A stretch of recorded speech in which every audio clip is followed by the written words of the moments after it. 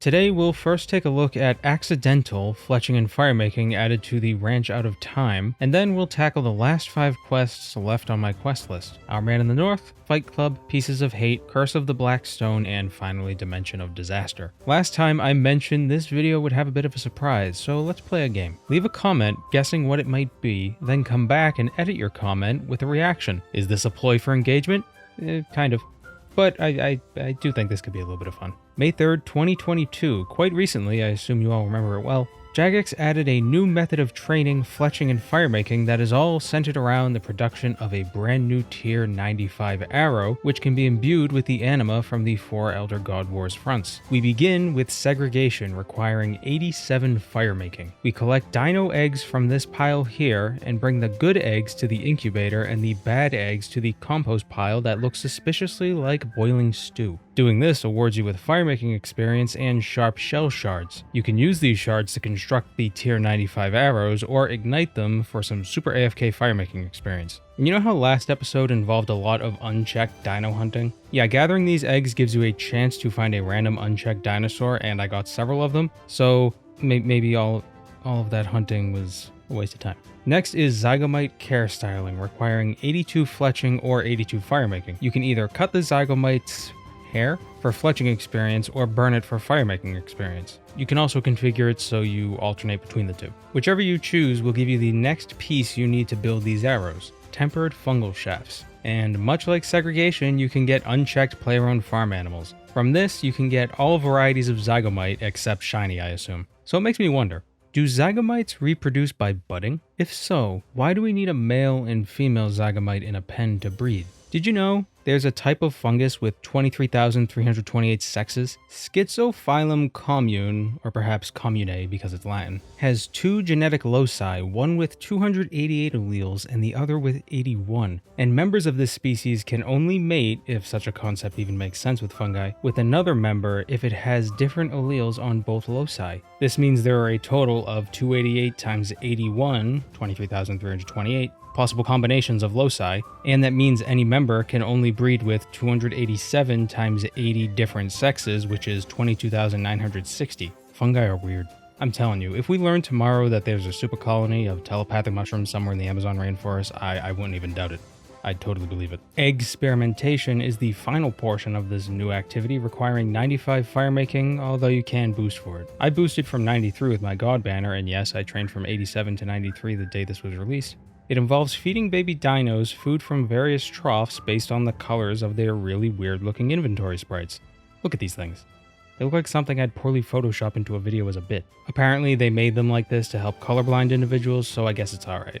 I think if they were a bit smaller, they wouldn't look so bad. After feeding each dino 3 times, it runs off, leaving you with poop. Oh, excuse me. Potterington Blend number 102 fertilizer. You burn it, get a pretty good chunk of experience, and the final component for these arrows, dinosaur propellant. You can also place the propellant into a compost bin to make ultra compost. At first, I thought it only took 50 propellant to fill the bin, but it actually takes 15 lots of 50, so 750 in total. Pretty expensive, but it's probably a more reliable way of getting ultra compost than picking up dragon poop. You need 95 fletching to make the arrows, so I boosted with a fletching potion and made a bunch. At least there's a way to make arrows without having to cut logs into shafts. Although this method is probably more time consuming, I think I'd still rather train fletching this way than broad arrows. At least here I have a chance of getting unchecked animals. As for the god arrows, I don't think they'll be very viable for Ironman. They're lost per ability used, some per hit, so you'll chew through them like a hamster in a shoebox. Interesting concept though, I'm intrigued how they'll interact with the tier 95 bow Jagex is adding later this year. Also as a note, I'm recording this audio the day that Jagex made the update to the acquisition rate of God Anima, so I don't know how that's going to affect the meta or how much more effective this will be for Ironman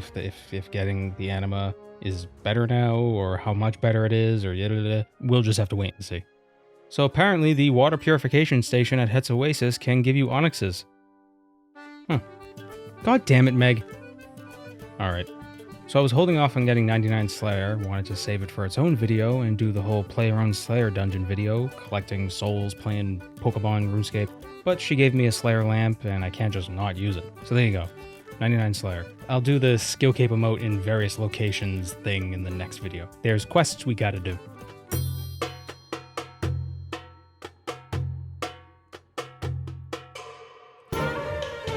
the penultimate quest in the Menaphos quest series. Previously in the series, during Crocodile Tears, we helped Crondas overcome the corruption beset upon her by a mascot. The Desert Pantheon is pretty simple. Tumakin and Olidnus granted divinity to their dog and cat, creating Ithglaran and a mascot. Then at some point, Tumakin traveled around the Caridian lands, napping in different places, creating the 4 lesser desert gods, his bow, consisting of Het, Atmakin, Crondas, and Scabarus. A mascot eats souls, corrupts things, wants power, standard bad guy stuff, and we foiled her every time. At least I think we did. Our Man in the North is a simple quest, more of a transition between Crocodile Tears and the final boss fight. Grand Vizier Hassan tells us to get the book Osman was looking for, a book on royal bloodlines, but the librarian doesn't know where it is. Books on those matters were banned by the Pharaoh. Also, can I say that it is a crime that there isn't anything to do in the Menaphos library? It's gorgeous and there's never any reason to come here. It's definitely a place I'd like to sit down in and read.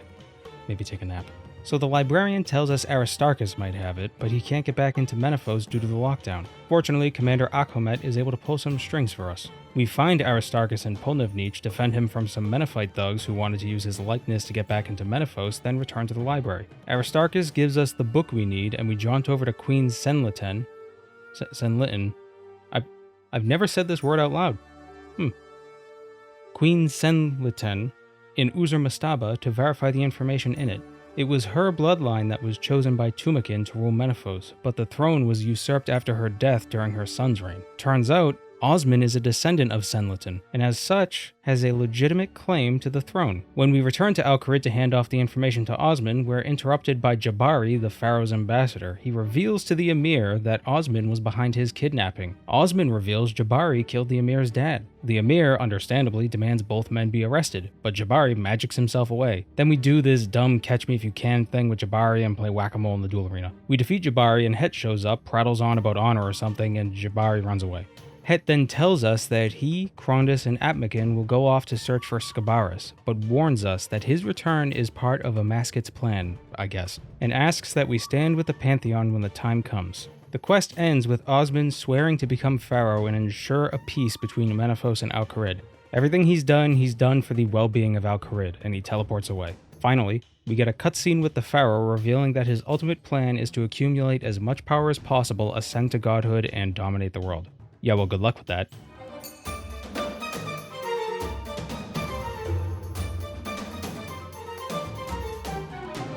So 50% of this quest would be unnecessary if the leaders of each district had a more sophisticated means of communicating with each other. For me, if conflict in a story can be rectified with proper communication, and the only reason the communication is improper is because the characters just won't communicate, then it's a bad part of the story. This is why I can't watch most romantic comedies.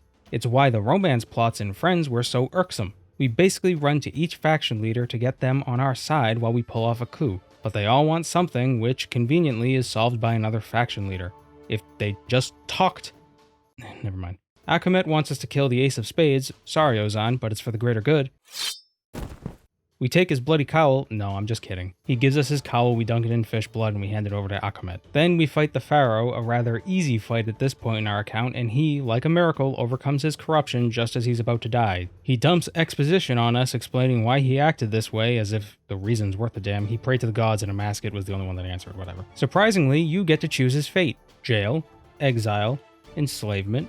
What consequence is he most deserving of? What punishment? Yeah, right, Osman shows up and shanks the guy in the back, claiming the throne for himself. The quest ends with a cutscene of a mascot at the soul altar with 2 thralls, Jabari and the card Ib, upon the dais. The jewel speaks to her through the thralls, and a mascot says she's not the gem's daughter. Well, girl, no duh. That gem's not a person. It's merely the spiritual essence of your deity daddy left over from when he went supercritical and nuked the Caridian lands to keep the Zerosians out.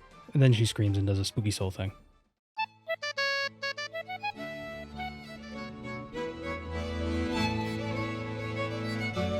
Pirates!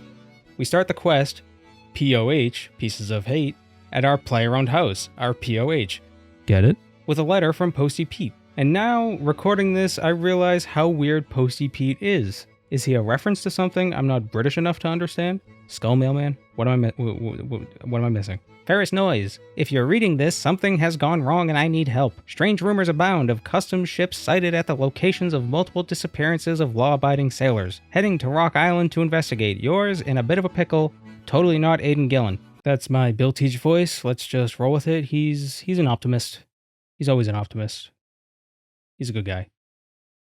He's a good guy, Bill Teach. Bill's in trouble, so we get arrested and head off to the most secure prison in all of RuneScape, which is just off of Tuska's right tusk, don't you know? I swear, these pirate quests are such a gross mismatch of graphical quality. Look at Madam Shi. Now look at this doofus. A mouse manages to steal the hook we were using to open the cell doors, so we construct a trap using a box, wooden spoon, and a cheese sandwich. We catch the rat, befriend it, learn his name is Wilson, glue a pineapple to his back to distract one of the guards, and use the rum in one of the lockers to ignite the Crassian eggs in the other room. On the top floor we encounter Migor talking with a mysterious figure about invading Mostly Armless, at which point we're spotted and we have to make our escape. I swear, these quests are ridiculous. We reconvene with our pirate pals and learn that the pirate head from back during the Great Brain Robbery, remember, knows Rabbit Jack's base of operations. But he wants a little something in return. First, he wants a companion. Not a romantic one, nay, a friend to accompany him on his adventures. Gertrude, the real Gertrude, doesn't have any more kittens to spare, but her kids tell us about something rustling in the lumberyard. It's Wilson. He's a bit upset that we abandoned him, but a wordless connection forms between him and the disembodied head anyway. We then craft a fancy collar for the mouse and head off to Karamja to watch the sunset. But the head wants some drinks. Fortunately, I happen to be carrying just the right drinks on the off chance someone would want to drink them. Satisfied, the head agrees to spill the details and we return to our pirate pals to let them know. While sailing to Rabbit Jack's location, our ship is attacked by Zogoth, a sea monster that's basically the same as Agoroth. This implies the sea is full of these nightmares. After defeating it, we end up back on Mostly Armless, where Migor has begun his zombie invasion. All we have to do is run around and kill stuff until there's nothing left to kill. Also, there's some moron pirate who keeps tripping over himself. But it's easy. Too easy. We rush to Braindeath Island, which is overrun with barrel chests, and Migor is there interrogating Braindeath, demanding to know the secret ingredient to his rum. Braindeath notices us and tells Migor the secret ingredient is witchwood. A lie, but a possible hint. We mention this to Davy, who surmises the captain must be talking about Operation Witchwood. So he gives us a barrel chest disguise. Using it, we convince Captain Donnie to get us some witchwood in the form of 50% Luke's leg, which we then use to jam the distillery, causing it to explode and spray rum everywhere. To the north, we request the aid of Baron von Hattenkroppen, who drops barrels of rum on the dungeon entrance to release the denizens within. Rum-pumped crabs, craving to be pumped with more rum. Can't rave without rum, right? And since everyone is covered in rum, the now just ahead Migor accidentally reveals Rabbit Jack is operating out of Kraken Tooth Island. Here's the secret. There ain't no island, it's underwater. We set sail, but because it's impossible for RuneScape's pirates to go anywhere without the boat sinking, the boat starts sinking. With everyone now mysteriously vanished, we don our dive equipment and take the plunge. We confront Rabbit Jack in Ulfvenkrieth, and see, that's the problem with RuneScape cutscenes. If I remember correctly, she's supposed to be strapped to a giant stone, a bathtub plug basically. During the fight, we have to break these chains, and it makes no sense unless you know that breaking enough of them will cause the stone to fall into the pit below, but, well, whatever. The fight's not too hard. Break out of the stuns, drink the rum when you start to hallucinate too much. Pretty standard stuff. We meet up back in the secret hideout with our pirate pals and complete the quest. But if we return to Ulfvenkrieth, we can examine these murals to get an extra 50,000 experience in thieving, agility, firemaking, and construction if we have 85 in each of those skills.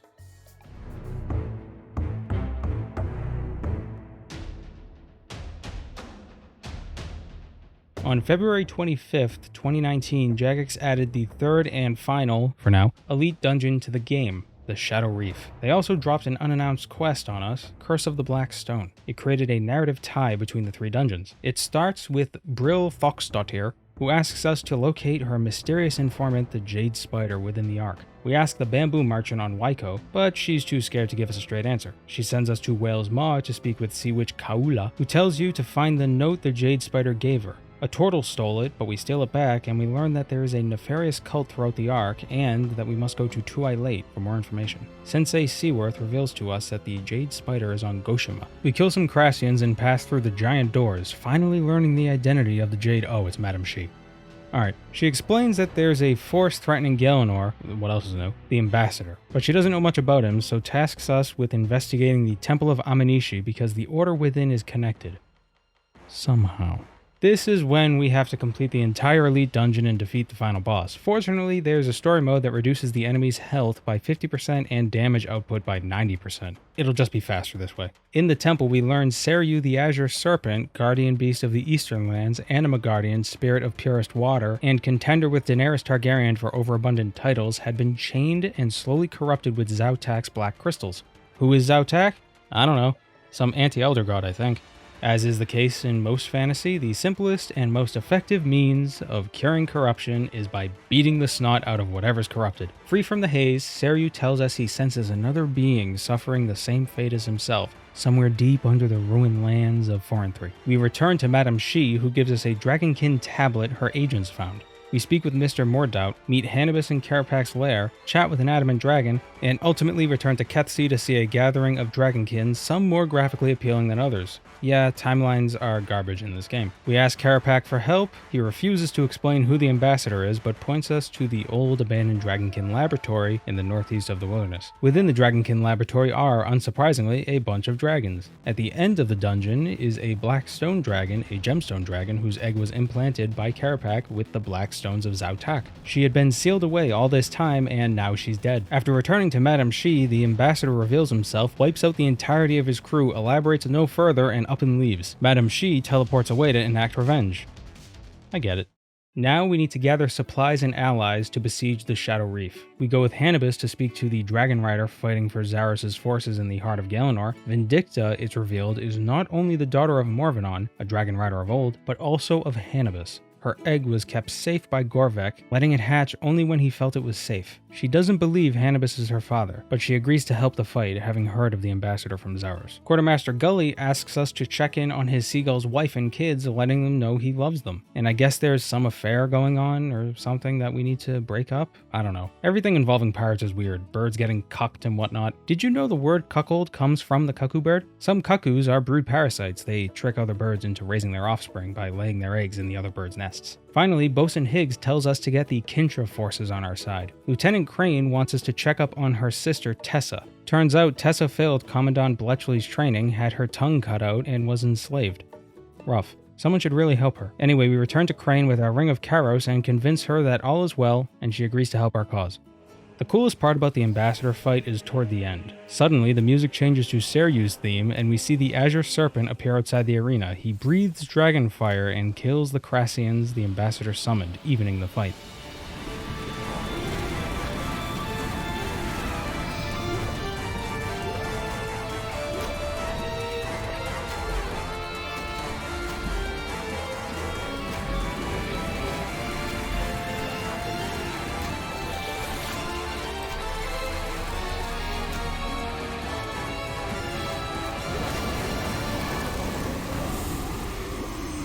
What's funny is if you complete the dungeon before talking to Bro for the final time after gathering up forces, she complains and just tells everyone to piss off. The World Guardian handled it. The XP lamps are nice, but the really useful reward from this quest is the 10% damage reduction in the 3 elite dungeons. Probably won't be a make or break sort of a thing, but it'll just make things a bit easier.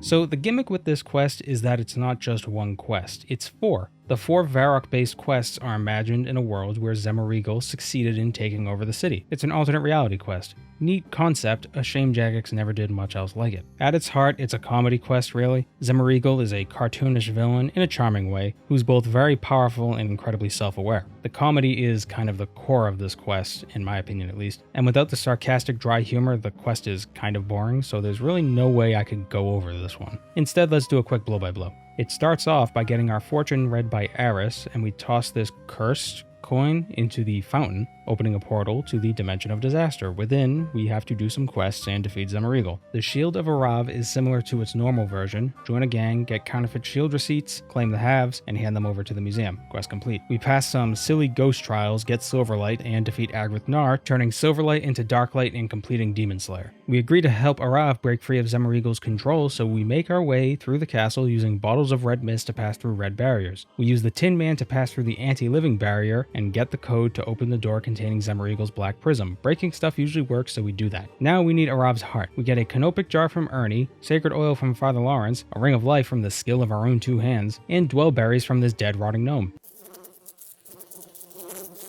Jar in hand, we navigate Zemorigal's castle again, find another code, open another door, get Arav's heart, and return it to him. Finally, Arav is ready to fight Zemorigal. We steal the shield from the museum and return it to him and hand over Darklight as a weapon. He walks through the doors, drops that's what I wrote, I never remember his name, and walks upstairs to fight Zemmeregal. The fight with Zemmeregal devolves to a point where the arena is filled with exploding cows. Before killing him, I make sure he's damaged by 5 of those cows. It's a task in the new Varrock achievement set. We'll talk about it more at a later date. With Zemmeregal dead, Arav also dies. We leave New Varrock and tell Aris of our adventure, and she awards us with 10 silver pennies to spend in her reward shop. In order to make subsequent replays easier, since we'll need to replay it several times if we want the Master Quest Cape, and yes, I'm going to try to get the Master Quest Cape eventually, we'll buy the fight skips and the cultist cosmetic override since it can be used as evil clothing during the quest. Now, you're all probably wondering where the big surprise was. Well, if you haven't guessed in the comments yet, you'd better do it now. I'm gonna play a clip with live commentary in it, but it's dead air for the first 10 to 20 seconds. That's just because I wasn't prepared to react to anything, so the mic wasn't set up in front of my face. Alright, get your guesses in, because here's the footage.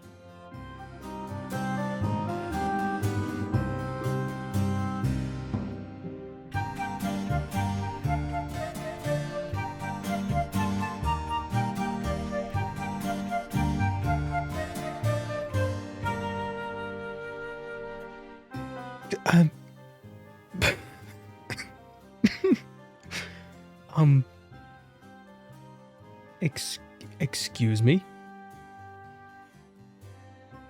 What? I'm sorry. I don't believe this. I don't know what to say.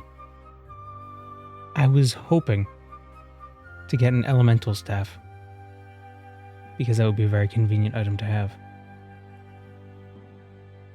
The irony is that a failed role for an Orlando Smith hat is the elemental staff.